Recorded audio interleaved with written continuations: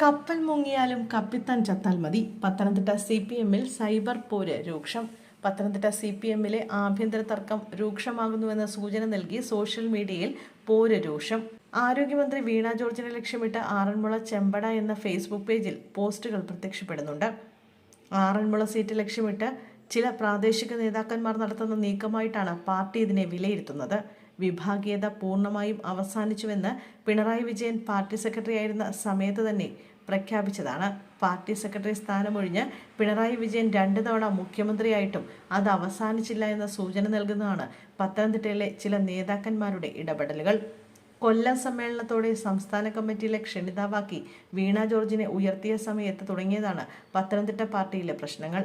ആരോഗ്യമന്ത്രിയുമായി ബന്ധപ്പെട്ട് ആറന്മുള ചെമ്പട എന്ന ഫേസ്ബുക്ക് ഗ്രൂപ്പിൽ ചില പോസ്റ്റുകൾ പ്രത്യക്ഷപ്പെട്ടിട്ടുണ്ട്. ആരോഗ്യമന്ത്രിക്കെതിരെ പത്തനംതിട്ടയിൽ ഗ്രൂപ്പ് ഉണ്ടാക്കുന്നത് മുതിർന്ന നേതാവ് R. സനൽകുമാർ ആണെന്നാണ് ഫേസ്ബുക്ക് പോസ്റ്റിൽ പറയുന്ന ചില കാര്യങ്ങൾ. കപ്പൽ മുങ്ങിയാലും കപ്പിത്താൻ ചത്താൽ മതി എന്നാണ് സനലിന്റെ നിലപാടെന്നാണ് വിമർശനം.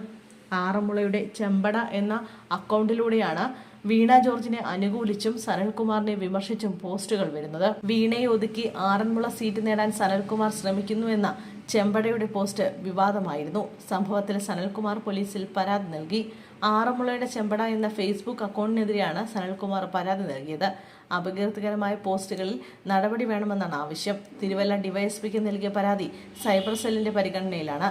ആരോഗ്യമേഖലയുടെ ഇടപെടലുകൾ CPM-ന്റെ മുതിർന്ന നേതാവ് തന്നെ മോശമായി കാണിക്കുന്നുവെന്നും പോസ്റ്റിനടിയിൽ കമന്റുകളുണ്ട്. തദ്ദേശ തെരഞ്ഞെടുപ്പ് അടുത്തിരിക്കെ സോഷ്യൽ മീഡിയയിലെ ഈ വിഭാഗീയ പ്രവർത്തനം ജില്ലാ നേതൃത്വം പരിശോധിച്ചു തുടങ്ങിയിട്ടുണ്ടെന്നാണ് വിവരം.